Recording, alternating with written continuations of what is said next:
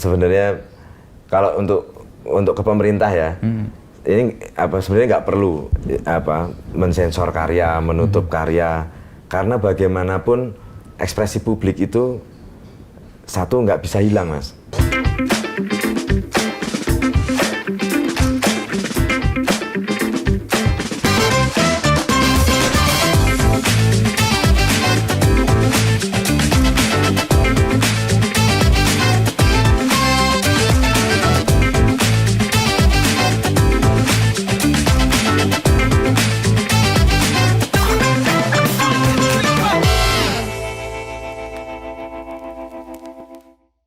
Kalau misalnya situasinya sekarang karena masyarakat nggak terlalu dekat sama kesenian, juga TikToknya yang jadi gitu, Mas. Jadi ya karena ini kesenian itu aku nggak terus superior ya, bukan. Aku belajar banyak, kita belajar banyak, saling belajar bareng sama banyak disiplin ilmu yang lain. Tapi artinya ini disiplin ilmu yang ngomongin olah rasa, kepekaan. Dan ketika masyarakat kita didekatkan dengan kebiasaan dengan olah rasa tadi, aku pikir sensitivitasnya juga akan tumbuh. Muncul, ya. Jadi sangat nggak mungkin terus berlaku sadis ya, karena itu nggak manusiawi. Olah rasa itu juga tercermin juga belakangan ya, Mas, karena kita lihat ruang-ruang publik kita sekarang ramai dengan ungkapan kesenian ya, dalam petik. Mas Sigit melihat itu gimana? Apakah ada kemampatan komunikasi sehingga tembok itu sekarang bersuara semua? Iya. Ini juga sebenarnya kalau untuk ke pemerintah ya, ini sebenarnya nggak perlu gitu, nggak perlu, artinya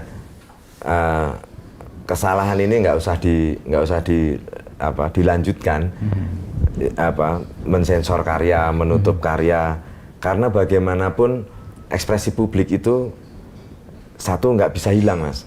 Ya kayak tadi. Makin dibendung makin jebol. Iya, serepresifnya kita ngomong soal 45 lah. Sujoyono, Kairen Anwar, semua masih bisa nulis Bung Ayo Bung gitu, Merdeka atau Mati. Lalu di zaman 98 mahasiswa juga masih bisa gerak bikin grafiti untuk reformasi. Iya, untuk reformasi. Dulu kan ide untuk menurunkan Soeharto itu kan utopian banget ya, sangat nggak mungkin tuh, kayak mimpi itu. Idenya gila banget itu, ide nurunin Soeharto itu, tapi juga terwujud. Dan pemerintah juga harus belajar dari yang lalu-lalu. Sebenarnya ada satu hal yang nggak perlu dilakukan karena ekspresi publik nggak akan pernah bisa ditutup gitu. Terus justru sebenarnya nggak perlu lagi dilakukan ruang publik itu atau street art juga itu kan media ya, media untuk publik, yang publik sendiri memiliki kurasi yang sangat ketat, gitu. Ekspresi yang nggak senonoh udah pasti hilang kok oleh publiknya publik sendiri. Dia gitu, sebagai kurator dan sekaligus menikmat ya. Iya, gitu, hilang sendiri. Lalu ya kalau lihat lagi konteks dihapuskannya karyanya, misalnya Tuhan saya lapar. Itu kan keluh kesah sama Tuhan ya. Kenapa terus orang yang sensi gitu? Itu juga aneh. Dan sekarang setelah diitemin lagi, jalan itu spooky lagi.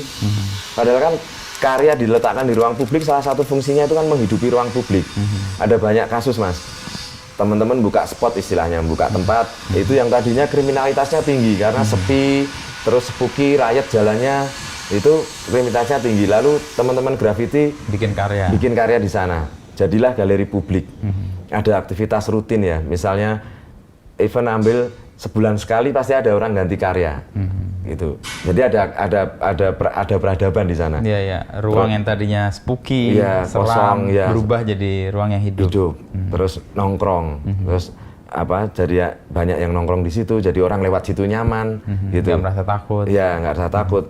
Itu banyak. Jadi pemerintah juga harus belajar fungsinya, manfaatnya street art ada di ruang publik ya. Jangan dilihat lalu itu didistorsi, mengotori, merusak. Ini bagian kita juga mengajak untuk discuss, Mas. Artinya kita masang karya di ruang publik itu, ayo kita diskusi ulang. Yang vandalisme yang mana, itu yang merusak yang mana. kita petakan lagi. Di ruang publik ada apa aja sih? Oh, street art, iklan, partai, itu. Oke, ini lihat ininya, apa porsinya masing-masing. Oh, yang iklan, apakah yang iklan juga tidak melakukan pengerusakan? Karena justru kalau kita balik lagi ke filosofi kearifan lokal kita, Sakmadio tadi, itu penghancurannya dilakukan dari penggelaran iklan ini tadi. Bagaimana masyarakat yang punya filosofi seperlunya menjadi konsumtif. Itu kan agitasi yang sangat masif dari iklan yang digelar di ruang publik kita. Makanya Mas Sigit bikin respon untuk iklan makanan cepat saji itu ya. Kemudian ada dua anak yang kelaparan gitu ya, sebagai kontras atas budaya konsumtif di tengah situasi yang seharusnya nggak seperti itu. Ya itu iklan. Lalu yang berikutnya apa tadi Mas? Ya terus jadi agar kita tahu konteks vandalisme itu bagaimana. Seperti apa ya? Daya rusaknya. Kalau misalnya anak-anak kita berekspresi, nagging di jalan gitu ya, kerusakannya secara fisik ya, itu oke lah. Kayak satu hal yang jauh lebih murah dan secara teknis lebih mudah direstorasi. Gitu. Tapi kalau value, kalau nilai yang hancur karena iklan tadi misalnya. Kalau mental, ini merecovery kembali masyarakat menjadi lebih bijaksana lagi seperti sebelumnya, itu sangat susah, sangat sulit gitu. Jadi ayo, yang rusak yang mana? Yang daya rusaknya lebih gede yang mana? Belum lagi item ke salah satunya partai, gitu. Kita bisa lihat juga setiap 5 tahun sekali mereka cukup brutal memperkosa ruang publik kita. Iya. Semua di tag ya, maksudnya semua di dikooptasi oleh mereka gitu. Lalu yang barusan kemarin ada satu juru bicaranya Sesnek ya, ngomong mural boleh tapi pakai izin. Ya ayo ngaca gitu. Kamu sama teman-temanmu pakai izin juga nggak itu waktu masang-masang potret di mana-mana itu ya. Gitu. Ayo deh gitu. Nah, kalau dilihat ke porsinya partai, ya dilihat lagi kerusakannya gitu. Kalau ini konteksnya ngomong vandalisme ya. Nah, dari situ harapanku kita bisa lebih bijaksana gitu. Yang bikin yang vandal itu yang mana sih sebenarnya gitu. Jadi disepakati dulu. Iya. Artinya Mas Sigit mendukung sebenarnya upaya untuk pembersihan itu kalau itu memang layak dilakukan, tapi merata untuk iklan, untuk baliho, untuk street art atau yang vandal. Maksudnya kita mendesain ulang ruang publik kita. Itu yang aku sepakati. Maksudnya bukan terus bukan terus belain sepihak di pihak seniman aja, seniman street art, enggak juga. Artinya kalau misalnya lagi Mas, poinnya yang di penyelenggaraan iklan misalnya, sampai ke diaudit aja lagi misalnya, yang didapat dari penyelenggaraan iklan ini, pemerintah dapat berapa sih? Make sense nggak sama kerusakan yang dimunculkan? Untuk restorasi ini juga masih nutup nggak gitu? Kalaupun enggak ya dilihat ulang. Nah, justru kenapa nggak pakai metodenya pertelevisian kita? Di setiap 4 penjuru mau masuk kota, pasang giant banner gitu ya, screen ya, giant screen. Ya, giant screen besar. Terus pakai per detik juga gitu, pasang iklannya. Nah, kalau mereka hanya dikasih pilihan seperti itu, aku pikir ya mau nggak mau sama gitu. Di TV juga sama gitu, bayar per sekian lama itu sekian, kalau lama sekian gitu. Itu tentunya ruang publik kita akan lebih lega, akan mudah manage-nya juga, karena itemnya juga hanya 4 ya, di 4 penjuru mau masuk kota gitu. Terus untuk auditing kok duitnya dikorup apa enggak juga akan lebih mudah gitu. Yang paling penting ruang hidup kita lega, nggak kumuh gitu. Nah, itu bisa dijadiin satu solusi ya. Terus partai demikian juga. Mau kampanye ya, itu kita punya TV di pintu-pintu masuk kota itu kita punya TV gitu. Kalau bisa pasang di situ. Sosialisasi biasa aja, nggak usah nyampah di ruang publik yang dari masyarakat. Gitu aja. Dan mungkin cost produksi untuk kampanye jadi lebih murah juga gitu. Atau yang jelas sampahnya nggak ngerusak sekarang. Iya, sekarang. Kalau Mas Sigit sekarang lihat ekspresi seniman ya atau apapun lah masyarakat itu di tembok-tembok kita itu karena apa ya? Kalau melihat pengalaman Mas Sigit kalau 98 kan karena memang termampatkan karena nggak bisa berekspresi. Sekarang kan media sosial begitu luas, tapi justru kenapa tembok itu sekarang meters banget jadi sesuatu yang hit lagi gitu ya. Ya itu sebenarnya fenomena sekarang menunjukkan bahwa dan mengingatkan kita ruang publik itu punyanya publik gitu. Ruang publik punyanya publik, lalu wajar ketika publik itu berekspresinya ya ruangnya hanya ruang publik, punyanya publik. Mau ke media mana misalnya nggak semua juga misalnya bisa bikin rekaman, nggak semua satu secara teknis yang lebih sederhana, mudah dan itu di ruang publik itu. Iya, itu menempatkan ekspresinya ke ruang publik gitu. Makanya itu juga media gitu. Nah, maksudku kebebasan berekspresi juga dilindungi undang-undang gitu. Undang-Undang Dasar 45 melindungi itu, baik lesan maupun tertulis gitu. Nah, itu juga dilindungi sama undang-undang. Maka kalau terus yang bikin grafiti diburu, aku minta itu di stop gitu. Itu mereka dilindungi undang-undang gitu. Udah buru-buru karyanya kamu rusak gitu. Dan harusnya ngasih pertanggungjawaban nih pemerintah atas perusahaan. Iya, atas perusahaan karya. Karena karya yang dia rusak itu koleksinya publik. Gitu. Dan itu masuk di wilayah peradaban kultural. Gitu. Itu kekayaan budaya. Dan nggak bisa serta-merta ditutup, terus nggak ada penjelasan, nggak ada pertanggungjawaban, even permintaan maaf untuk seniman dan publik yang memiliki karya itu nggak dilakukan. Harapanku ya lagi-lagi infrastruktur kesenian kita bekerja untuk itu. Gitu. Terus bukan traumatik atau apa, tapi persoalannya kita juga harus selalu belajar sama sejarah. Kita pernah soalnya satu waktu ruang publik kita, ruang ekspresi kita sangat steril, ya zaman Orba. Itu tertekannya seperti apa gitu, dan bahaya bagi pemerintah sendiri ketika masyarakatnya katupnya tertutup semua. Itu nanti kalau out of control gimana gitu, kalau terus chaotic gimana. Jangan sampai itu terjadi, harapannya kita semua gitu. Artinya itu bagian salah satu katup ya, selain untuk masyarakat berekspresi. Iya. Harusnya pemerintah sebenarnya berterima kasih ya karena mendapatkan masukan, kritikan. Iya. Dan yang digambari teman-teman tuh situs-situs yang kacau, yang chaos. Jadi udah dibenerin, harusnya bener. Secara teknis saja udah dibenerin, itu harusnya terima kasih. Yang kedua, sudah diajak sharing, diajak diskusi lewat karya, itu sudah matur nuwun. Ya, ada dua tuh udah. Iya, udah harus terima kasih gitu. Diperhatiin sama rakyatnya, itu juga udah terima kasih lagi, eksistensinya diakui. Malah berarti responnya menutup. Iya, malah responnya menutup. Tapi itu kan kayak apa ya, respon yang umum terjadi ya di hampir semua negara ketika ruang publik itu diambil alih oleh masyarakat ya. Nah, yang aku maksud kurang berbudaya itu karena sebenarnya kenapa semua sama, bahasa yang dipakai mereka itu sama, ini kan bahasa yang masuk ke wilayah arogan untuk menunjukkan kekuasaannya. Sama sekali nggak pakai respect. Kalau pakai respect itu juga rumah orang loh, nggak mungkin kamu jadi belang bonteng gitu.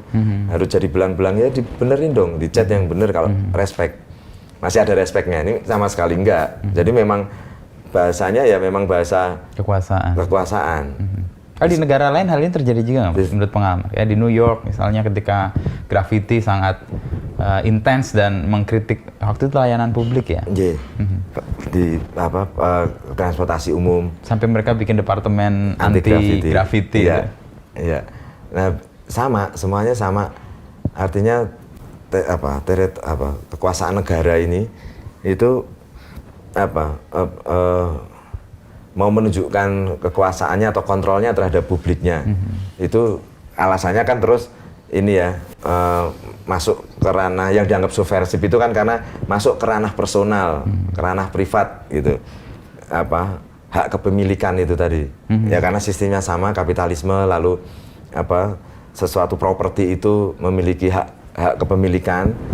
Nah, kita juga harus diskusikan lagi tembok-tembok yang di luar ini sisinya, siapa yang memiliki? Ya, itu masuk di atmosfer ruang publik di jalan. Jadi ya memang secara fisik itu punya publik, punya propertinya, punya si pemilik rumah. Punya pemilik rumah. Iya.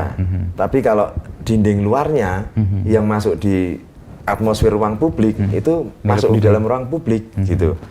Aku pun sepakat ya kalau yang punya rumah pinggir jalan terus capek bersihnya, itu aku nggak nutup mata gitu. Tapi kalau ditutup bersih lagi, flat maksudnya polos, itu ya percuma, pasti akan dia digambari ulang lagi.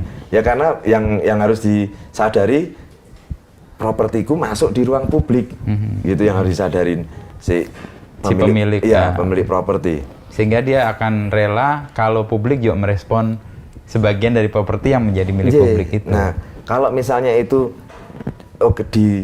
dibuka ya, si pemilik rumah malah punya galeri. Itu setiap saat akan berganti karya, dia tanpa dia organize ya. Publik udah mengorganize dirinya sendiri, mengkurasi sendiri. Iya, mengkurasi sendiri gitu. Itu malah kalau langsung pengen sangat nggak mungkin karena ruang publik yang lagi-lagi ya. Orang lewat bisa apa, belum lagi ini yang ngomong soal ekspresi berkesenian, belum yang nempel-nempel poster lagi.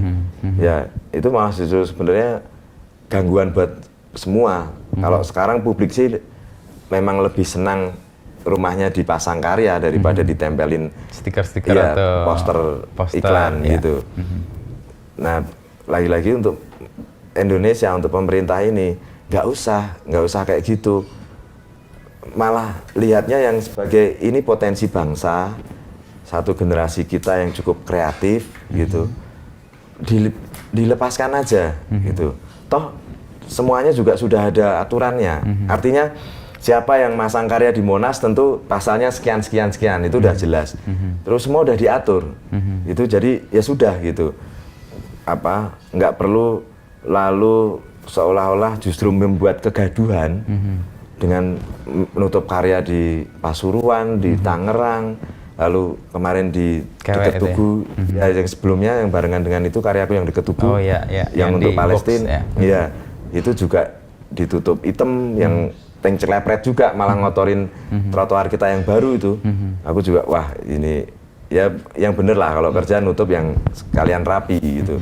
Terus yang selanjutnya lalu dikewek itu juga ditutup. Terus ada beberapa karya temen juga kemarin ngabarin juga ada yang ditutup. Artinya malah yang membuat gaduh, yang memproduksi kegaduhan ini sebenarnya malah pemerintah. Dan lagi-lagi kita punya sejarah yang cukup dekat ya zaman Orde Baru. Kalau terus semua katup ditutup. Iya, semua katup ditutup, terus chaos, terus lagi represif, terus jadi otoriter. Nah, kita mundur jauh banget. Bener, reformasi ini masih kita hidupi bareng, masih kita perjuangkan bareng. Tapi kalau ada pencekalan karya terus kita diem aja, ya bisa jadi kita akan balik lagi ke masa itu ya. Itu kan berapa temen yang hilang nggak balik, berapa mahasiswa, berapa seniman juga kayak Mas Wiji Tukul juga belum jelas gitu. Nah, itu orang-orang yang dikorbankan untuk perubahan bangsa ini ya jangan sampai sia-sia. Dan benar ini masih kita hidupi. Toh berapa jauh tahun ya dari reformasi sampai sekarang korupsi juga masih ada, dan lebih ironinya lagi yang korupsi muda-muda. Yang notabene ya waktu 98 ikut berjuang bareng gitu kan. Ini juga rada lucu gitu. Ironi. Bener, ya. Betul, ironi. Tapi tadi menyebut Wiji Tukul, saya jadi ingat puisinya sih. Bunga dan tembok itu kan. Ya. Dan tembok itu akan roboh ketika bunga dan benihnya itu ada di dalam itu dan mekar gitu kan. Nah, situasi sekarang kalau Mas Sigit melihat ya keaktifan masyarakat atau publik atau seniman di karya gitu ya, di jalan itu, apakah spiritnya sama dengan 98 dulu atau beda atau gimana Mas Sigit melihat?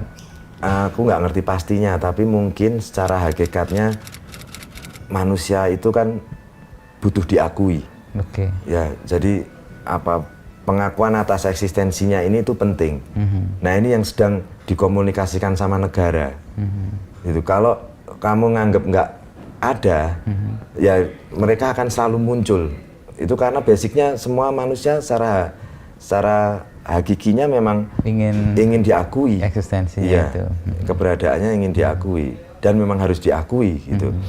Nah, dari itu aku lihatnya, Mas. Karena kalau secara kesadaran politik juga sangat beda ya, generasi sekarang, ya, masyarakat sekarang. Tapi lebih ke eksistensi ya. Iya, jadi benang merahnya ya inilah nunjukin orang tuh nggak bisa dihilangin eksistensinya gitu. Ketika masyarakat berkeluh kesah terus di skip gitu ya, dianggap nggak penting, ya dia akan muncul di mana gitu. Karena faktanya memang ada itu, eksistensi dari orang yang berkeluh kesah itu ternyata ada juga. Ada, ya. Gitu. Jadi ya untuk menunjukkan eksistensinya itu akan muncul di banyak. Dan ini terjadi sih ketika satu karya dihapus akan muncul karya-karya berikutnya dan sekarang masif. Lebih masif, iya. Ini bukan terus jangan dilihat perang grafiti sama pemerintah gitu-gitu, jangan dilihat jangan didistorsi sampai segitu gitu. Ini dilihat ya segitu, masyarakat itu nggak bisa lagi lu kamu anggap bodoh gitu. Kalau ketika kamu harus belajar sama masyarakat, ya lapang dada. Gitu. Jalan adalah tempat untuk belajar juga. Benar, ya, itu benar. Jadi ya yuk pemerintah yang legowo, gitu, pasang badan, gitu. Artinya ya kalau salah akui salah, gitu. Jangan lantas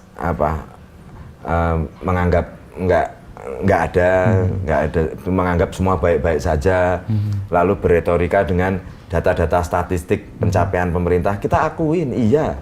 Apa yang membedakan ekspresi di era-era 98 dulu dengan sekarang di jalan? Karena sekarang masif juga seperti dulu 98. Yang bedain mungkin waktu 98 kita punya musuh bersama ya, yaitu ini Orde Baru. Ya, KKN-nya Orde Baru gitu, korupsinya, nepotismenya.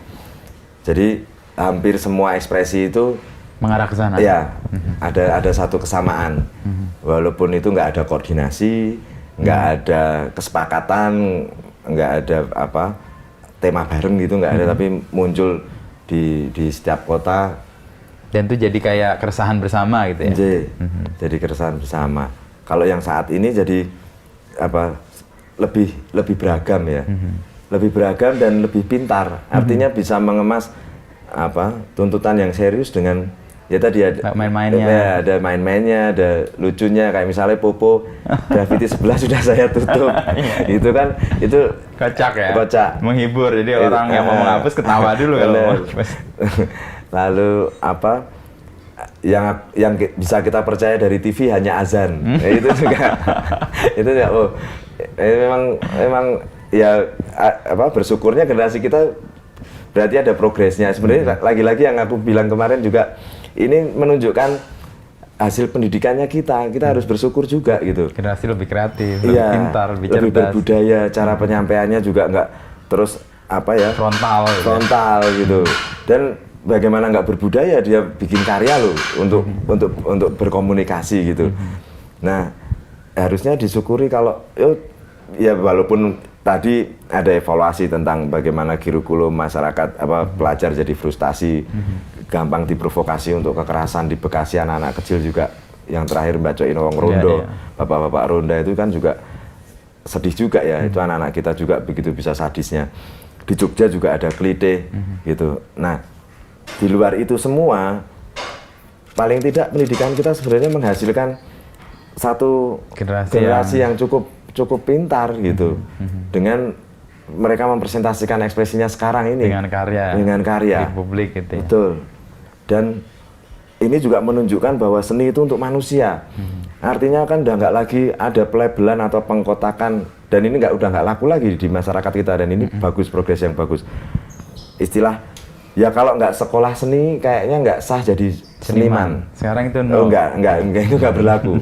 Dan ini buktinya yang karya di ruang publik bukan itu seniman dari sekolah seni ya. Iya, dan ya ada, tapi itu udah nggak menjadi penting. Oke. Iya. Orang banyak yang berani untuk mengekspresikan dengan bahasa kesenian tanpa harus memiliki label sekolah akademis. Iya, itu juga satu kemajuan ya, karena ya itu esensinya, seni itu punyanya publik, seni punya manusia, jadi semua berhak untuk menggunakan itu, semua berhak untuk berekspresi, karena memang hakikatnya berekspresi toh juga dilindungi undang-undang, terus itu juga secara basic kebutuhan manusia, dan sekarang diperlihatkan gitu, dan lagi-lagi ini bukti konkret keberhasilan pendidikan ya, bagaimana menumbuhkan mental merdeka, kalau kita ngomong Ki Hajar Dewantoro, gitu, pinter itu utuh gitu ya, sampai di pemikirannya itu juga pinter, nggak cuma urusan pinter ngapalin doang gitu. Nah ini juga harus dilihat gitu, Pak. Terus ngomongin potensi bangsa, kalau misalnya di banyak tempat ada museum ruang publik, itu ya jelas masyarakat akan lebih sejuk ya, gitu, di semua kota di samping taman kotanya juga punya ruang publik ya, museum galeri publik, gitu juga pasti akan jauh lebih sehat daripada pameran baliho yang tendensius. Nah ini juga perlu harus dibaca bareng lagi. Dari semua item yang ada di ruang publik, kenapa ekspresinya teman-teman ini yang disebut karya seni? Sedangkan iklan juga pakai visual, itu partai juga pakai visual. Yang menjadi titik penting untuk pembeda pendefinisiannya itu di persoalan tendensi, Mas. Oke. Kalau yang lain menginginkan satu keuntungan yang didapat dari publik, kalau di karya yang ekspresi yang ini, visual yang ini, itu nggak ada tendensi itu. Ya, makanya disebut sebagai art tadi. Iya, makanya disebut sebagai art. Karena gangster pun sama, tagging, graffiti, tapi mereka nggak juga dimasukkan di dalam ranah produk street art, itu karena ada tendensi penguasaan ruang publik, gitu. Nah, dianggap lagi sebagai karya itu karena dia juga tidak berorientasi untuk melakukan penguasaan ruang publik, kooptasi terhadap ruang publik, nggak kayak yang dilakukan iklan dan partai dan gangster gitu. Dia malah berkontribusi ya, menumbuhkan kesadaran, membangun kekritisan, membuat dia sadar akan situasi. Itu makanya disebut karya juga. Bahkan aku sebenarnya sangat rindu ya karya-karya abstrak tapi ada di ruang publik misalnya, gitu. Jadi ruang publik juga jangan lantas berpikir harus agitatif, harus apa, enggak ya, ini ruang bersama gitu. Apa aja bisa masuk. Apa aja bisa masuk. Waktu di London ada banyak spot ya, aku lihat karya-karya graffiti yang keren ya gitu. Karya abstrak gitu ya. Karya-karya abstrak di jalan itu keren banget gitu, dan beneran ruang publik jadi kayak galeri besar gitu. Ya, itu menyenangkan. Itu menyenangkan. Buat energi yang kita hidupi juga lebih kuat ya, karena mendapatkan itu. Tapi respon Mas Sigit kalau karya gitu ya, direspon secara berbeda itu gimana? Direspon apakah tadi hapus, apakah ditembak karya lain, apakah kemudian dipersoalkan? Respon Mas Sigit gimana? Bisa dibilang biasa aja atau menerima konsekuensi itu karena disadari dari awal. Mau fragile, memang kalau karya di jalan itu rentan. Dia sangat. Itu udah ada kesadaran dari semua sebenarnya. Iya, sejak kita meninggalkan karya itu, bahkan waktu proses masang belum kelar itu sudah bisa jadi harus persoalan. membangun kerelaan itu sampai terus meninggalkan ya. Bukan berarti kita bikin karya semaunya atau segampangnya, itu enggak juga. Itu dengan seluruh ketulusan. Lalu kita tinggalkan, itu kita sudah sadar nih mau hancur kapan, gitu. Nah, cuma kan yang jadi persoalan kemarin itu yang nutup representasi negara, Mas. Jadi ya wajar kalau publik bacanya ini politis, karena negara itu instrumen kekuasaan itu. Jadi beda kalau misalnya yang merespon street artist yang lain atau karya baru gitu. Atau warga misalnya itu, atau yang punya properti gitu, itu beda soal gitu. Nah, yang ini yang jadi persoalan, yang juga dimasalahkan sama teman-teman juga karena yang melakukan negara. Iya.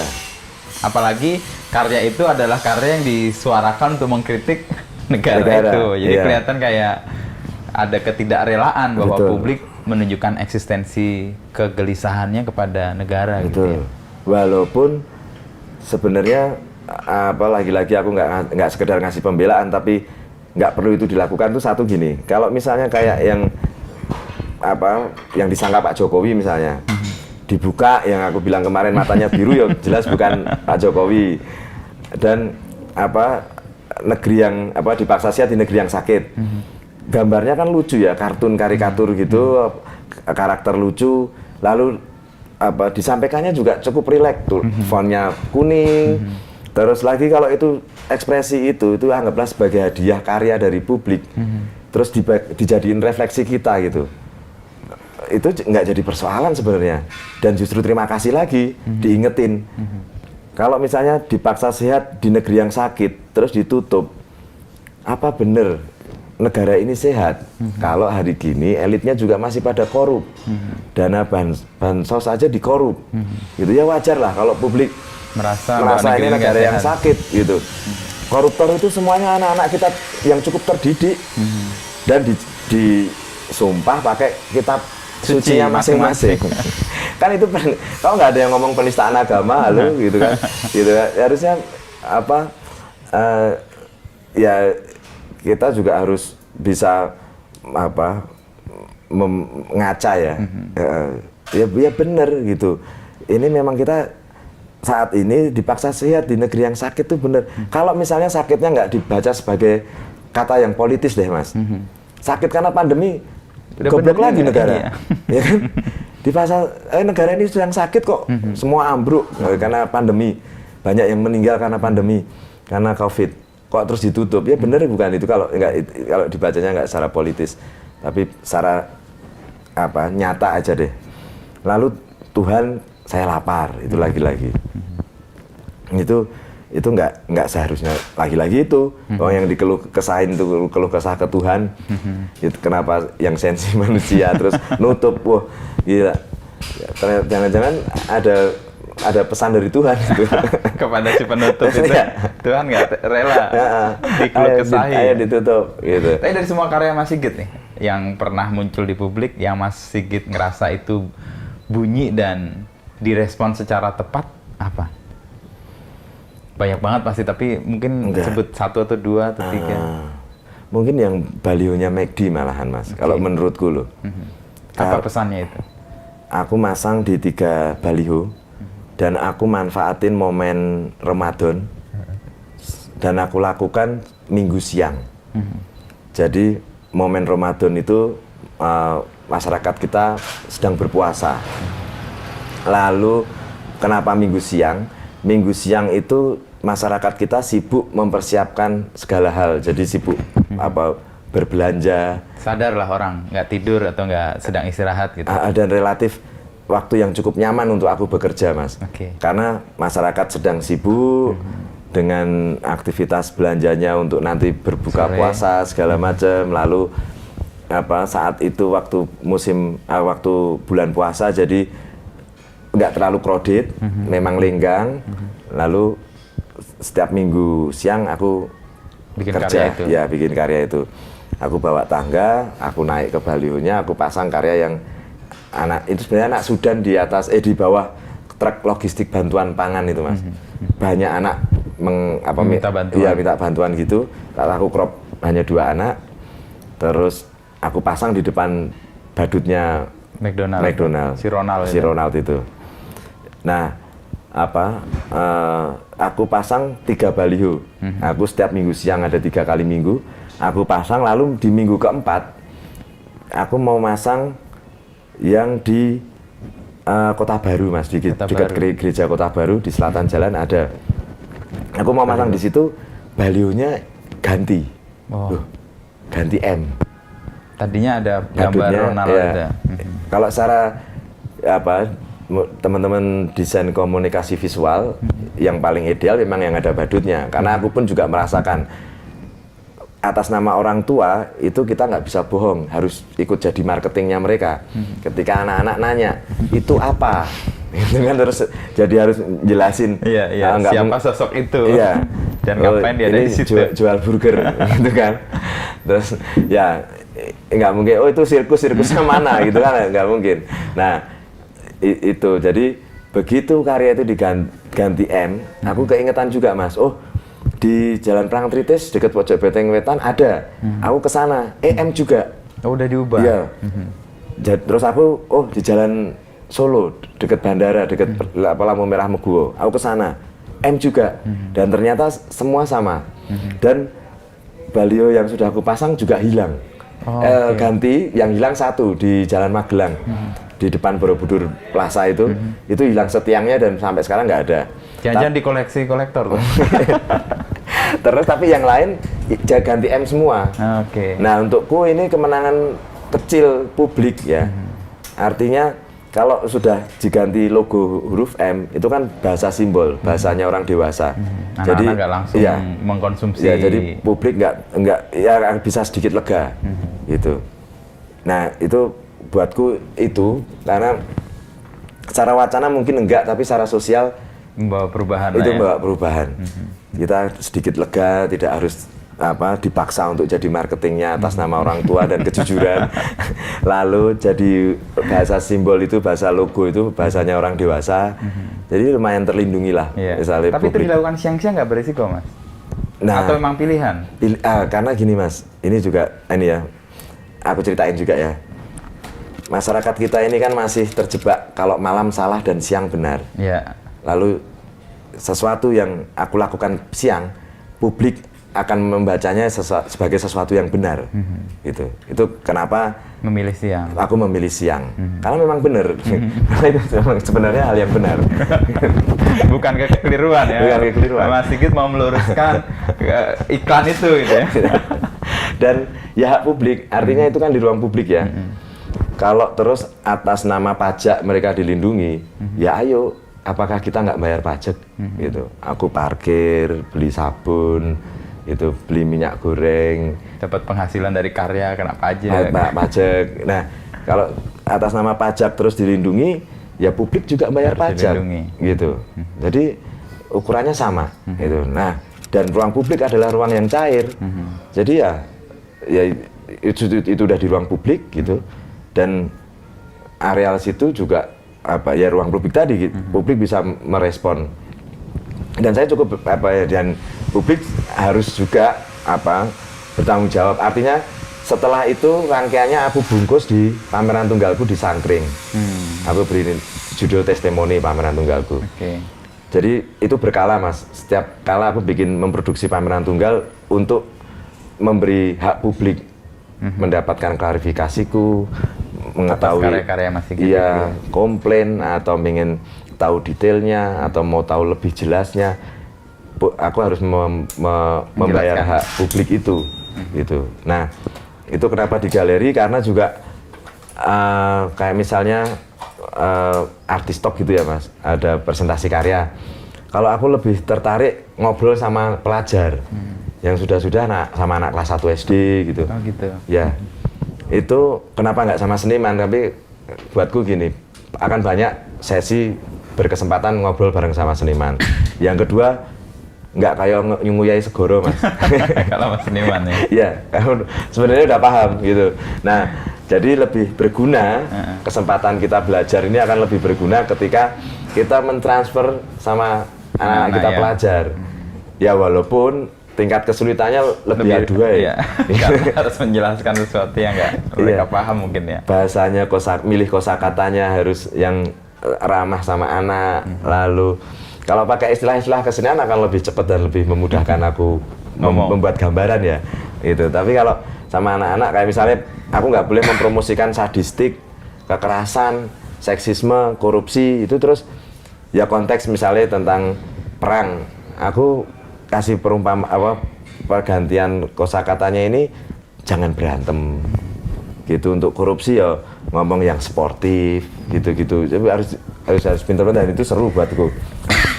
Pas buat mereka ya. Iya, walaupun sulit gitu, walaupun tiba-tiba kita harus cari kosakata yang common, yang untuk anak-anak nyaman kayak gitu.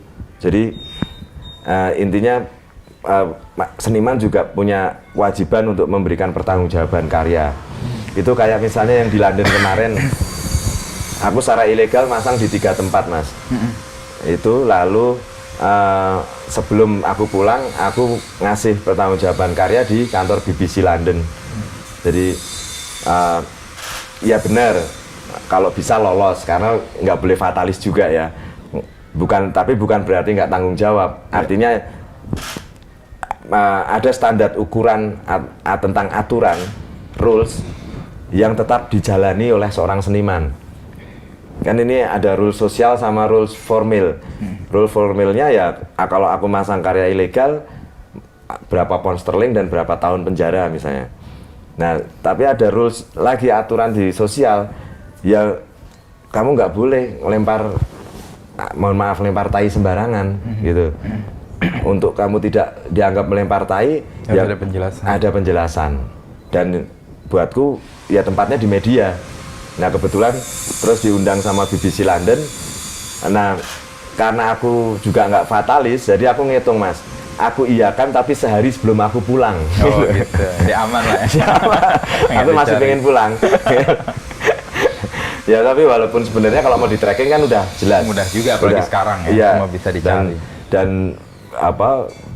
beritanya BBC pasti juga cukup masif kalau untuk di sekitaran Inggris sendiri kan. Iya, semua akan mengkonsumsi itu ya. Ya, dan aku siap aja gitu. Tapi artinya nggak cuma ninggal semprung gitu, Mas. Itu tapi ada pertanggungjawaban. Ya, secara moral ada pertanggungjawaban yang harus dikasih. Untuk respon Mas Sigit tadi yang ke Ronald itu ada keberatan dari pihak pemilik brand? Belum. Nah, itu waktu pas pameran tunggal itu aku tunggu-tunggu, Mas.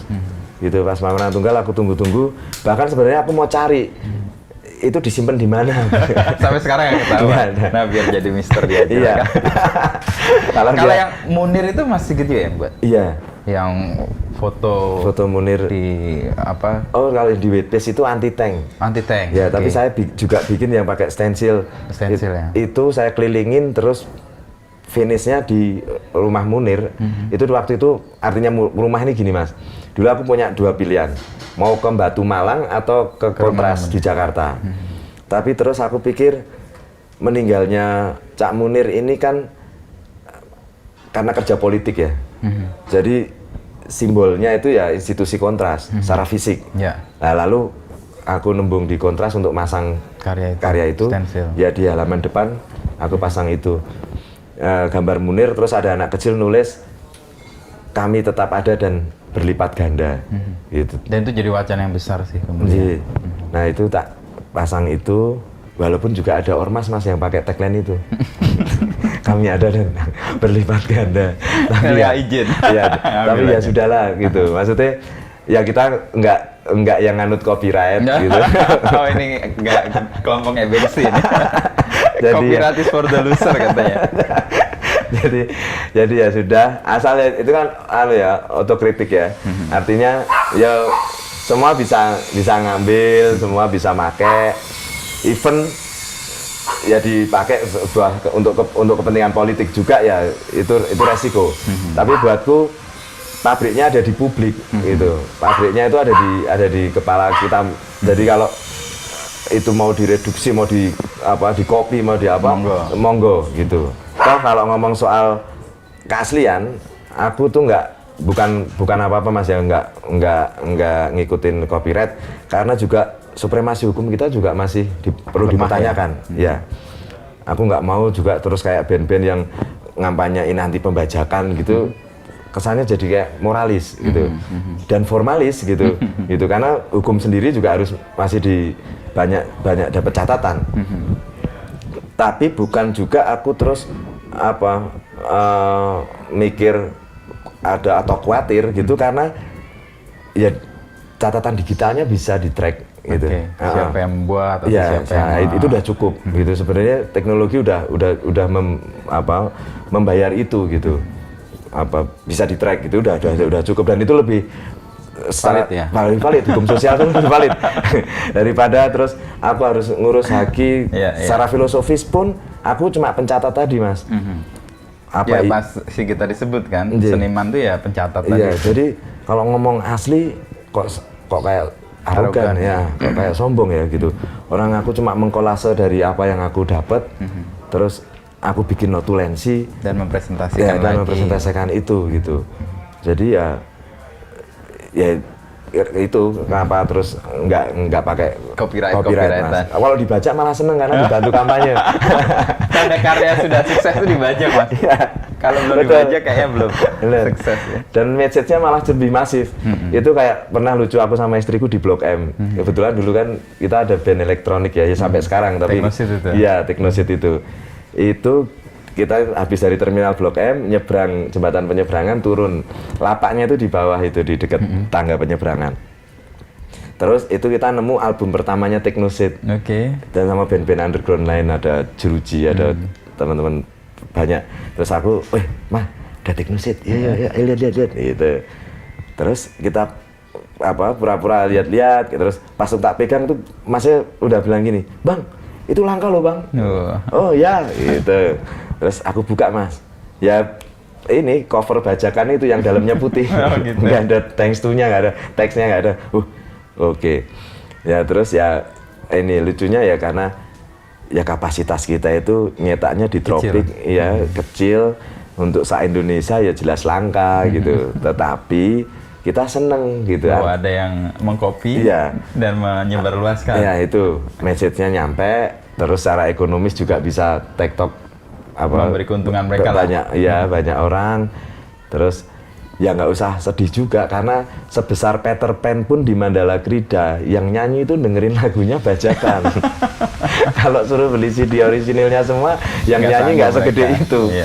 Terus konteks seniman kalau ngomong Teknosit jadi ngomongin seni musik ya. Ya dapat duitnya ya dari live gitu. Kalau bikin album ya itu hanya otentik aja, kita memproduksi lagu ini kayak gitu juga. Dan lagi-lagi kok kita mau ngomong anti pembajakan, yang punya alat produksi itu ya mereka. Gitu. Jadi kan rada ironi kalau kita anti pembajakan, lah yang bajak ya siapa gitu kan. Yang punya alat produksi siapa. Itu jadi ya, lagian hukum juga belum jelas. Jadi ya kita nggak merelakan aja kalau merelakan itu posisinya. Dan dibajak ya monggo toh publik tahu kalau itu bacaan. Gitu juga. Dan ya karena ya lebih di downgrade-nya. Selain Bengsi siapa Mas yang jadi pengaruh buat Mas Sigit? Atau malah Bengsi nggak juga? Kalau Bengsi ya, karya secara tim, infonya gede ya, artinya juga satu cita-cita kalau misalnya kita bisa bikin satu tim kayak Bengsi, nah itu kita bisa Mas pakai dengan anonim karena yang nutupin banyak gitu, nggak sendirian gitu. Kalau sendirian gampang dilacak. Gampang dilacak, terus kita nggak ngupload, kita di-tagin. Kan ini sama aja itu ya. Karena di tingkatan ya, kalau Bengsi kayak Bengsi ya, tim gede yang dokumentasinya ada, yang bikin kontennya ada, yang ngilangin jejak ada, yang ngatur manajer road manajernya ada, ya jalan lah gitu. Terus fundingnya mungkin kan juga udah ada yang mikirin sendiri. Kalau solois kayak kita gini maksudnya ya seru juga gitu. Walaupun cita-citanya mungkin nggak aku, tapi mungkin nanti generasi setelah kita gitu jadi satu metode baru gitu, ada tim gitu yang untuk mengomunikasikan gagasan-gagasannya ke publik semacam Bengsi juga. Itu menarik. Invent cukup bagus Bengsi secara manajemen, secara tim. Ini aku dapat di butik baju malah di Wina ini Mas. Bengsi. Itu juga menarik, distribusinya mereka nggak melulu di toko buku atau di toko graffiti, tapi di butik yang semuanya hitam konsepnya bajunya. Jadi aku lihat terus, hitam. Aku tadinya sih mikirnya nggak sengaja karena terus baju hitam, aku kepikiran istriku gitu, aku masuk. Kok ada Bengsi di sini? Gitu. Ternyata jadi semangat di toko itu ya. Kok ada Bengsi di sini? Oke juga nih. Maksudnya itu banyak toko-toko konsep ya, yang di sana itu juga menarik. Oke, terus aku beli Bengsi, ada yang beberapa di studio juga. Nah, terus baik itu personal atau tim, secara produk di visual sama esensi Bengsi cukup pintar. Yang lain siapa Mas yang memberi pengaruh? Mike Liret sebenarnya. Mike Liret. Ya. Itu Prancis ya? Iya Prancis, betul. Nah, yang sempat jadi ada polemik tikusnya dianggap diambil sama Banksy. Oh iya, yang McLaren itu iya, kan dikas ya, tikus ya banyak di kota Paris ya. Itu gilanya lagi karena zaman segitu kan komputeris nggak secanggih sekarang. Dia hanya tracing, mau gedein foto aja kan bakalan kesulitan itu. PR betul. Iya, PR. Aku juga sempat ngalamin Mas, hanya modal fotokopi, ketebalan hitam itu yang kita petakan. Iya. Yang paling tebel dulu ini, nah potong. Jadi harus difotokopi, oh berapa tebel ini. Supaya dapat siluetnya iya, itu ya. layer-layer itunya. Jadi kalau zaman sekarang ya kayak anak-anak interior aja. Dulu gambar tangan, sekarang pakai program software. Jadi maksudnya bukan mendistorsi atau menggampangkan, enggak. Dulu aku di SMSR kebetulan interior Mas. Waktu dinah, idenya bisa gila-gilaan. Waktu tiba ke perspektif, mumet tuh mulai. Udah gitu, temboknya cat merah, pakai cat air Mas. Wah jelek Kalau anak sekarang tinggal ganti. Jelek. Sekarang hapus lagi, bikin lagi. Abu-abu gimana itu? Ya harapannya dari kemudahan itu ya jelas karya-karya mereka akan lebih canggih gitu. Semuanya bukan terus zamanku lebih susah, lebih hebat, enggak. Semua gitu. punya semangat zamannya lah. Benar.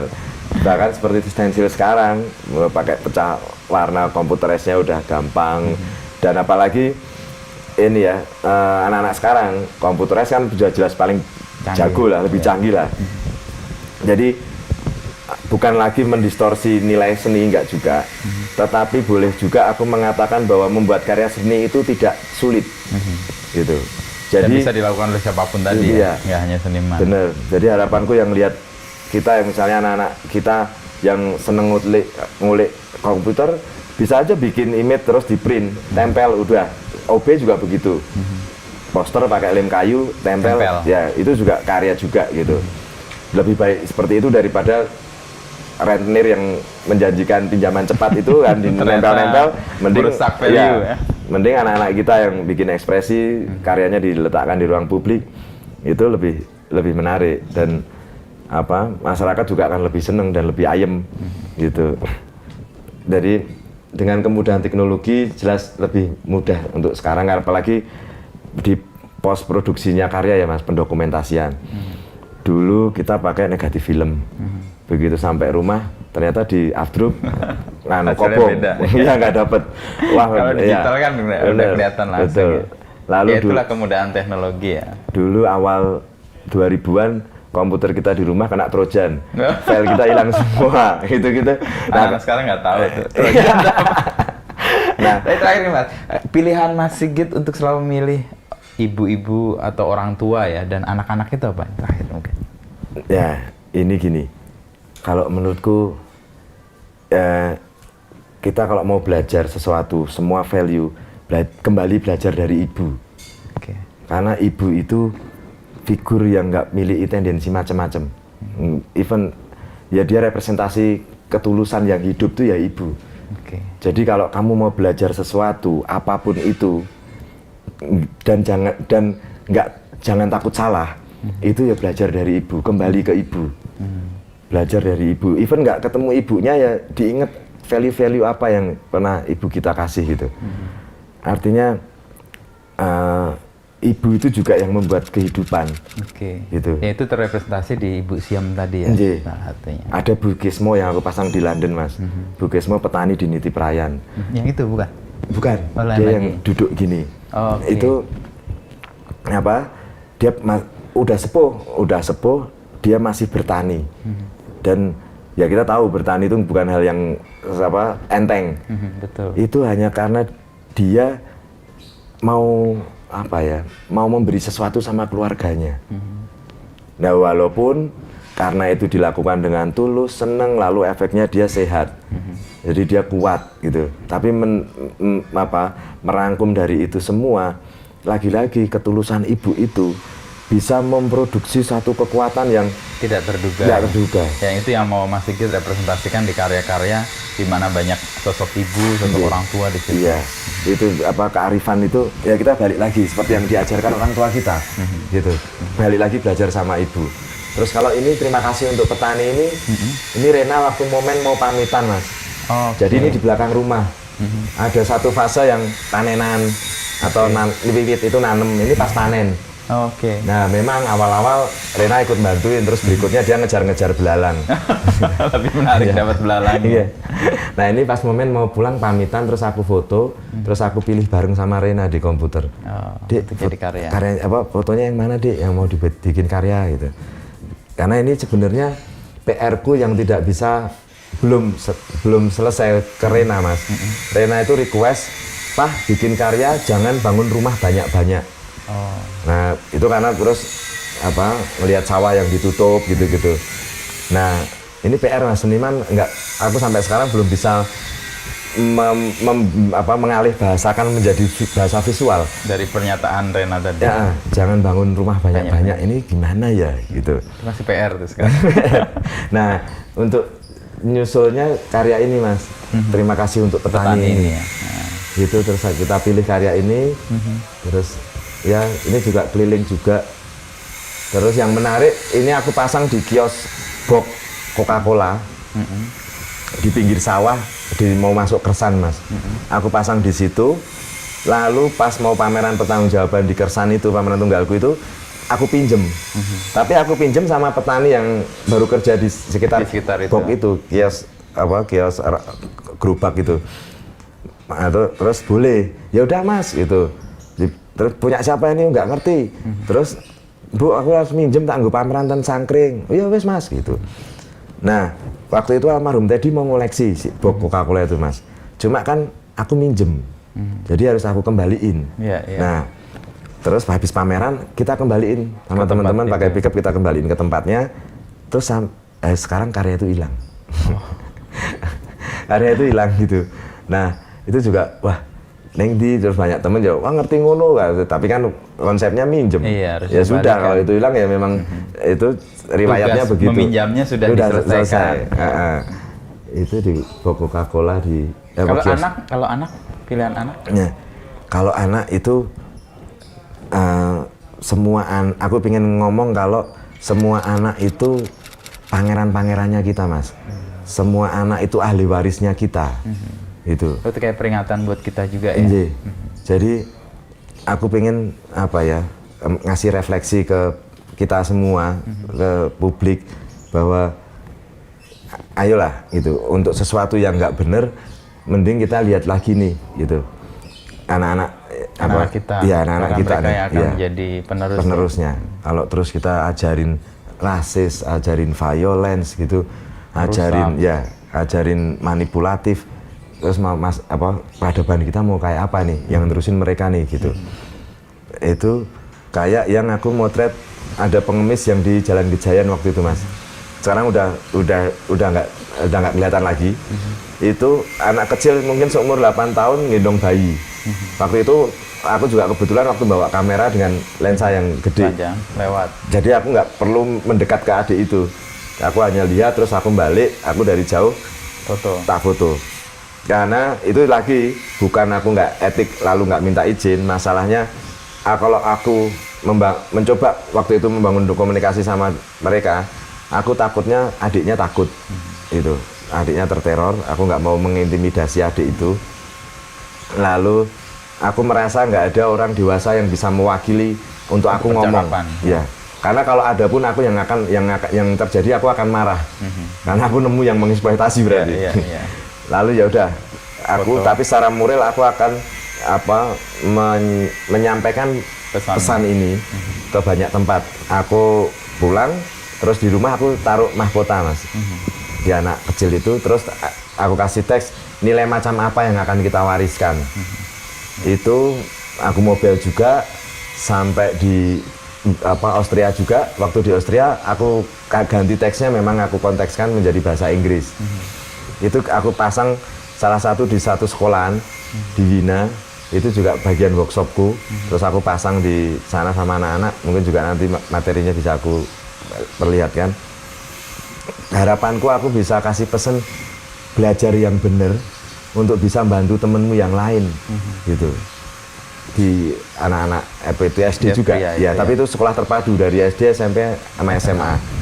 Tapi yang peserta workshopnya waktu itu yang untuk yang SD-nya. Itu aku pasang di sekolah itu, lalu di Innsbruck juga, lalu Ya, di Wina dan di Innsbruck di sana. Nah, aku setiap kesempatan untuk presentasi karya itu juga aku sampaikan bahwa ini juga lagi-lagi human trafficking, eksploitasi anak gitu. Dan kenapa teks itu muncul waktu aku ketemu anak itu, Mas?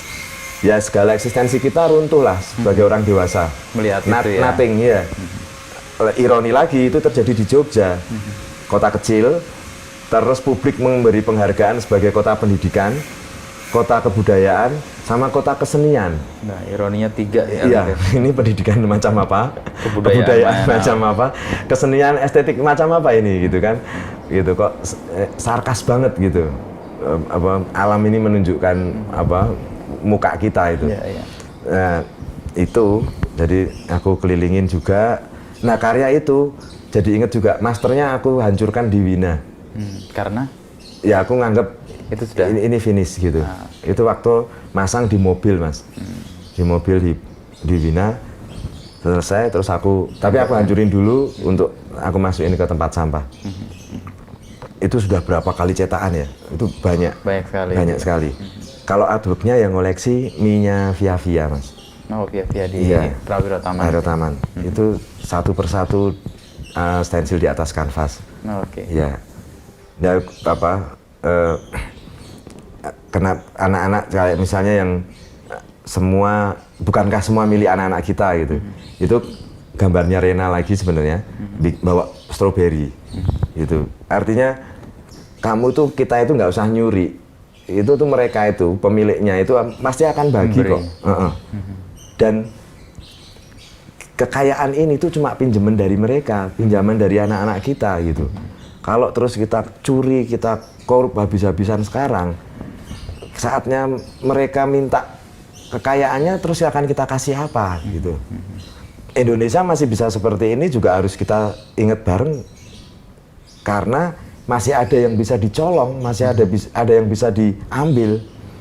Kalau misalnya kayak Ethiopia misalnya, dulu juga negara makmur, dibilangnya juga negeri 1001 malam, saking makmurnya, saking indahnya. Hari ini apa kabar? Kelaparan, perang saudara. Karena udah nggak ada yang bisa diambil lagi. Karena keserakahan yang dulu. Iya. Nah, makanya kalau kita sekarang teriak-teriak gitu, itu bukan persoalan kita panik atau hanya sekedar aktivisme, enggak. Ada contoh konkret gitu. Yang sudah proven gitu. Iya. Gitu. Bagaimana yang sudah habis ya yang terjadi kekacauan lalu saudara, pasar senjata. Siapa lagi yang untung? Gitu. Dan perang saudara gitu. Setelah perang saudara ya senjata lagi, pasar senjata yang ada dan ya jangan sampai itu terjadi. Itu makanya terjadi. Seni hadir di situ untuk melakukan kritik ya. Iya. Butuhkan kepekaan kan itu Mas ya. Menangkap nilai-nilai dan kemudian merepresentasikan di ruang-ruang publik gitu. Dan bukan lagi sebuah paranoia ya Mas. Yang mau melihat Indonesia hancur tuh nggak berhenti di tahun 45 doang. Sampai hari ini gitu. Bagaimana nggak ngomongin yang sederhana aja, gimana nggak sirik. Indonesia itu bentangannya luas, ideal. Kalau kita lihat yang di Eropa itu satu negara dataran doang. Ini lautan, dataran, begitu luas, potensinya begitu melimpah, gitu. Terus strategis, dia di tengah-tengah planet bumi. Semua dinamika dunia itu tercermin di kita. Iya, melewati Indonesia. Jadi posisinya secara geografis juga udah sangat penting. Ya, artinya Indonesia itu ideal sekali. Dan ini warisan. Kita tuh cuma nemu gitu. Tapi kalau sudah dikasih warisan ya dirawat. Nah, ini kan bagian dari merawat nih, Mas. Bukan terus wah cranky ya, teriak-teriak mulu. Itu nggak di situ. bukan persoalan cranky-nya. Nah, yang aku bilang kemarin juga sama halnya balik ke street art, Mas. Kreativitas di dalam street art sebagai kontrol sosial itu nggak boleh hilang.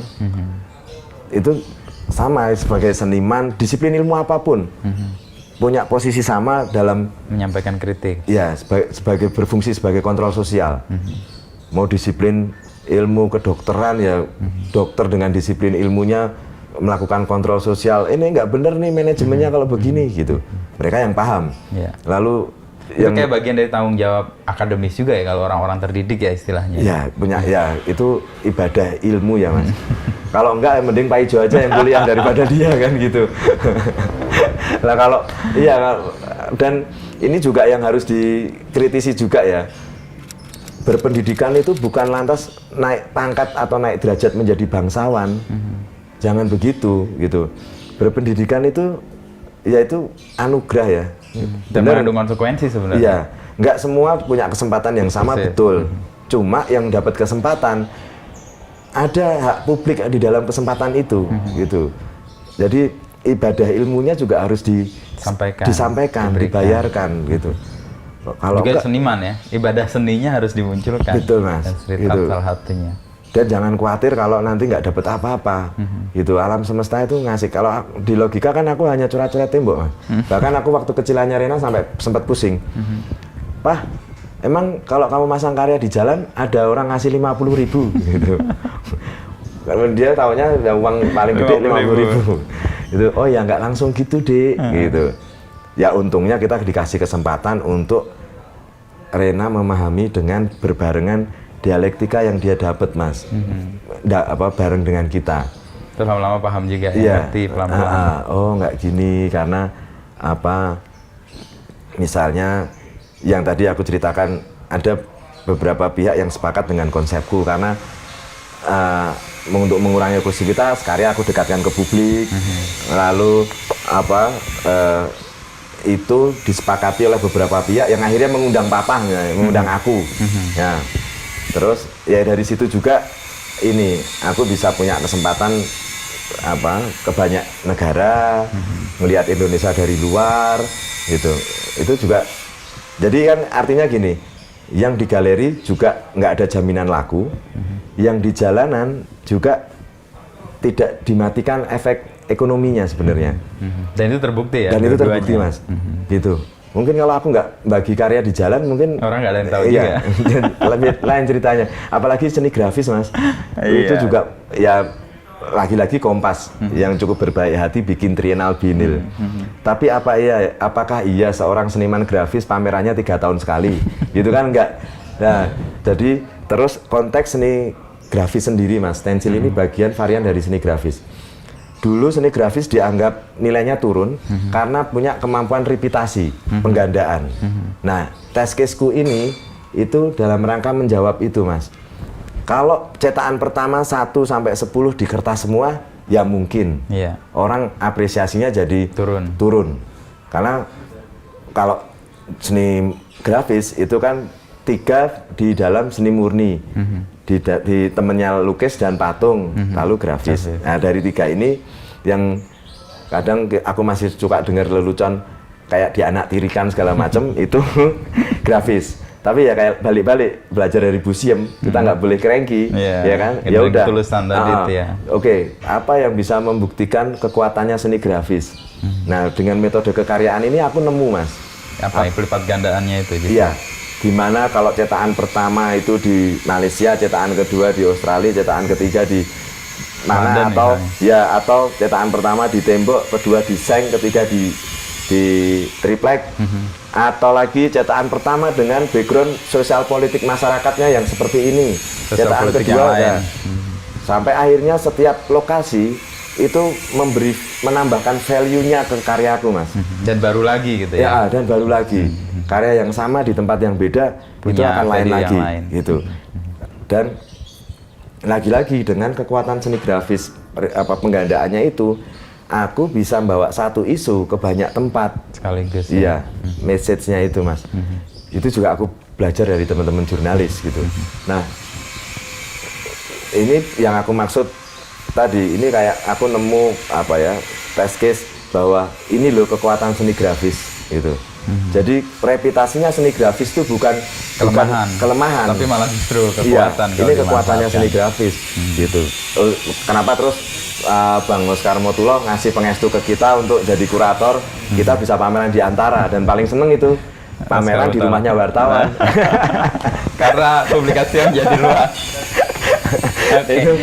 Saya rekaskan nih dari tadi museum soal ketulusan, lalu kita ending juga soal ketulusan tadi. Bahwa grafis yang tadinya dianggap remeh gitu ya, tapi ketika dia ditemukan kekuatannya dan ditemukan value tambahannya ketika dapat konteks baru, itu justru dapat energi yang kuat juga nih.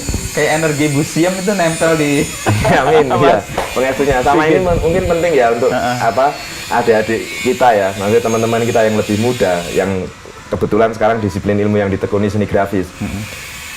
Ini juga semoga jadi semangat bareng. Kita juga manusia yang realistis. Ternyata karya-karya yang aku pasang di jalan itu juga menambahkan value secara ekonomi di setiap artworknya, Mas. Jadi dulu kan kekuatannya gini, gimana kolektormu akan tertarik kalau karyamu kamu taruh di umbar, kamu ecer di jalan gitu. Ternyata itu dibantah sama alam. Ternyata sekarang mungkin ada regenerasi kolektor, mungkin itu juga doa ya. Yang selalu ada regenerasinya kan seniman, kolektor tuh lambat gitu enggak. Ternyata ada dan harapannya menghargai karya-karya dan justru itu menambah value-nya. Oh, karya ini pernah ada di sini ya? Iya. Karya ini pernah ada di sini ya? Punya nilai lebih justru. Jadi malah justru iya, ini kayak alam ngasih restu betul, Mas. Jadi keinginanku untuk mendistribusikan message, untuk mendekatkan karya ke publik, itu juga nggak digagalkan. Gitu. Dan malah menemukan value baru dan ada istilahnya yang mengapresiasi secara baru juga. Betul, dan sangat bersyukur itu nggak murah dan tidak hampir ya, Mas, militan, Mas. Karena pandemi ini juga masih ada yang beli karya, gitu. Cukup sangat bersyukur sebenarnya. Dan ini kenapa aku bilang penting untuk teman-teman. Jadi jangan berkecil hati. Jangan berkecil hati, gitu. Bagiin karya ke publik itu sesuatu yang sesuatu yang bukan yang kosong, bukan yang nol. Itu sesuatu yang penuh value, punya penuh nilai. Dan akan ketemu orang yang akan memberi value itu ya. Itu ya. Jadi tapi emang modalnya tadi ketulusan. Karena ngasihnya tulus, dapatnya juga oleh orang-orang yang dengan ketulusan juga kan memberi. Dan mungkin ya banyak yang sekarang perspektifnya sudah sangat maju, Mas. Ya bersyukur lah. Iya, jadi kolektor juga nggak terus nggak tradisional. Artinya aku beli karyamu, ya wis aku tok gitu. Itu sudah nggak di situ sekarang. Itu eksklusivitas banget gitu ya. Nah, itu udah nggak di situ. Bahkan besok aku kasih ya dokumentasinya karyanya udah kemana aja. Itu malah menambah value ya. Gitu. Nanti untuk aku ceritain ini koleksiku, karya koleksiku ke teman-temanku misalnya. Jadi itu menjadi kebanggaan juga untuk yang koleksi. Menambah nilai juga. Aku juga sangat bersyukur, Mas. Walaupun dulu mikirnya ada selentingan teman-teman ya diskusi gitu, wah kamu ngecer, bahkan sampai aku dianggap merendahkan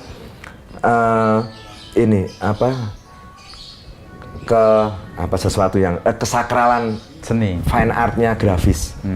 Karena mengecer ke jalan, kelas yang rendahan gitu ya. Bahkan itu waktu masih di kampus ya. Terus ya aku tuh nggak mau cari musuh, jadi ya aku simpen gitu. Tapi aku juga kalau ada kesempatan aku sampaikan. Artinya ini untuk informasi untuk kita semua bahwa konsepnya mendekatkan karya ke publik, gitu. Sama sekali nggak merendahkan kesakralan ke fan artannya seni grafis, enggak. Karena aku lakukan juga dengan sungguh-sungguh, gitu. Tidak sembarangan. Ya, dan yang di artwork sama di jalan sama, karena cetakannya satu, sama. Proses kreatifnya, energi yang diturunkan juga sama. Perlakuanku sama, karena juga kayak atlet, Mas. Nggak ada atlet yang mau kalah, nggak ada seniman yang mau disuruh bikin karya jelek. Misalnya cerita teman-teman, aku punya uang cuma segini, bikin karyanya biasa aja, bukan di situnya, gitu. Kamu uangmu seberapa, lo suka aja kita udah makasih, gitu. Tapi jangan suruh kita bikin karya seadanya. Itu nggak bisa, nggak akan masuk. Energinya juga akan tersalurkan dengan penuh juga. Betul. Gitu. Apapun itu kayaknya juga. Misalnya kameramen ya, bikin ambil gambarnya sekenanya dia deh. Iya, bukan di situnya. ini kerjaan gua kan gitu, Mas. Kayak gitu. Nah, itu sama. Jadi menempatkan karya di ruang publik tidak juga menurunkan nilai atau karya nilai. secara value ataupun secara ekonomi, secara value filosofis atau secara ekonomi itu nggak menurunkan. Lalu kepentinganku cuma satu sebenarnya. Kalau terus semakin banyak seniman yang membagikan karya di ruang publik, tentu ruang publik kita akan lebih cepat menjadi ruang yang lebih manusiawi. Itu aja kepentingannya, dan alam akan memberikan, jangan khawatir. Alam akan memberikan support yang kerja dengan ketulusan yang iya, tadi nggak disebut terhingga. itu ya. Bahkan kayak saya, terus anakku balapan ke Malaysia, Mas. Kalau dihitung secara matematika kan nggak masuk ya.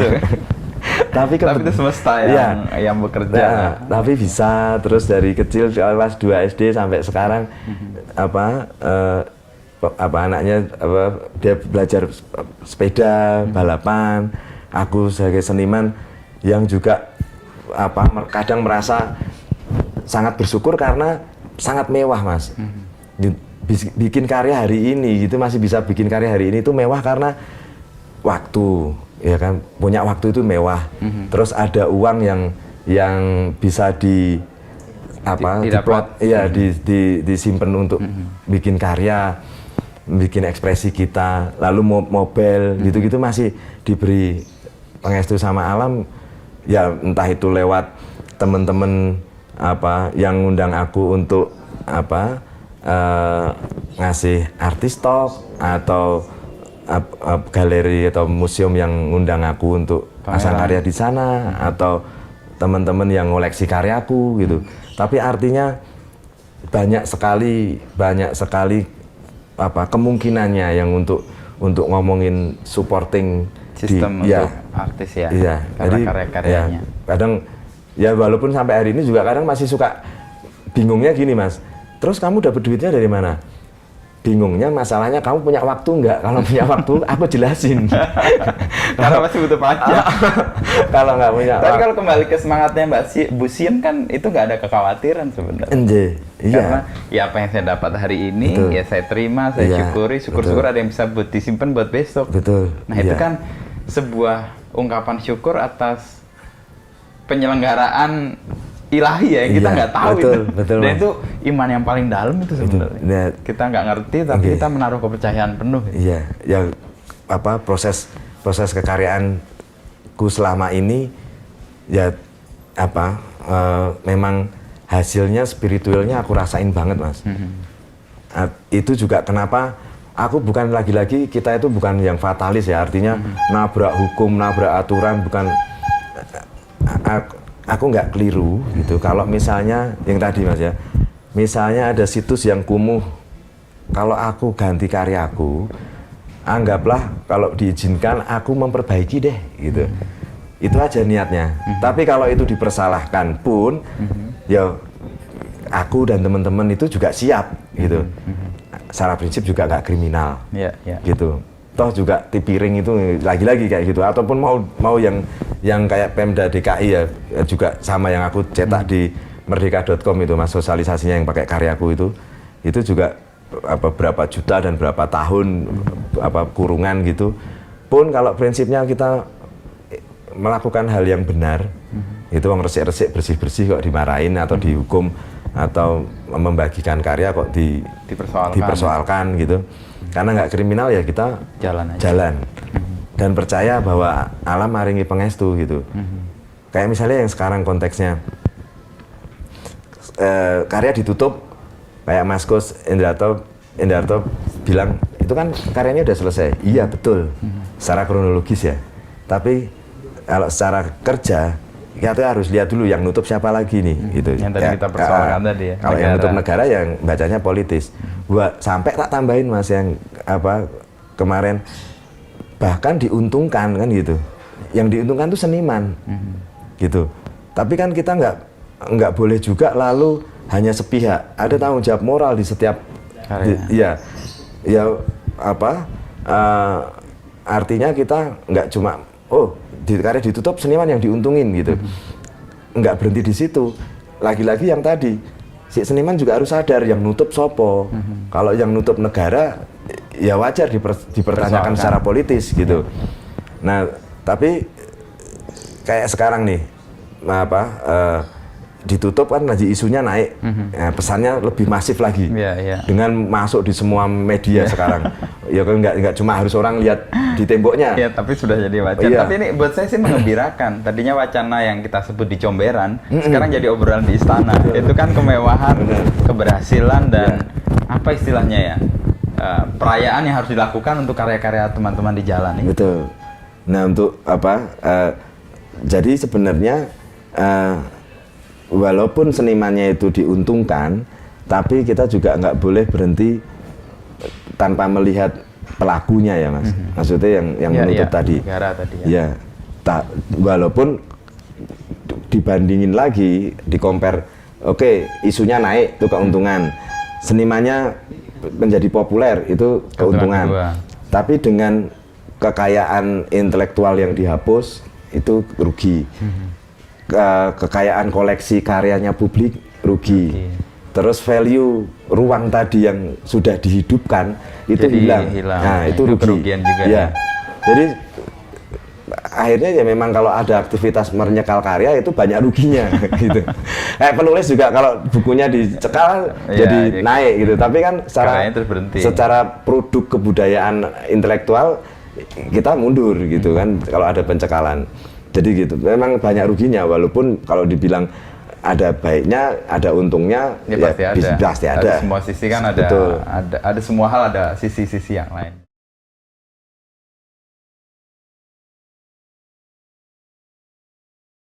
Ini aku meninggalkan anonimus atau konsep anonim itu karena aku bentuk apresiasi atau penghormatanku sama publik. Oke. Ya, jadi aku harus cukup fair itu kepada publik yang mau diajak berkomunikasi. Karena aku menempatkan karyaku di ruang mereka, Mas, di ruang kita, ruang publik. Jadi penghormatanku terhadap publik, aku menyertakan identitasku, gitu. Itu bagian respekku gitu. Aku kok kayak nggak respek ya kalau terus aku nemplek karya di ruang bersama, lalu aku nggak meninggalkan identitas yang memungkinkan untuk orang ngelakuin klarifikasi atau minta klarifikasi aku atau ya. Jadi ya itu kenapa terus sejak 2012 aku pakai inisial DS itu Mas. Terus ada 2 angka di belakangnya itu angka tahun.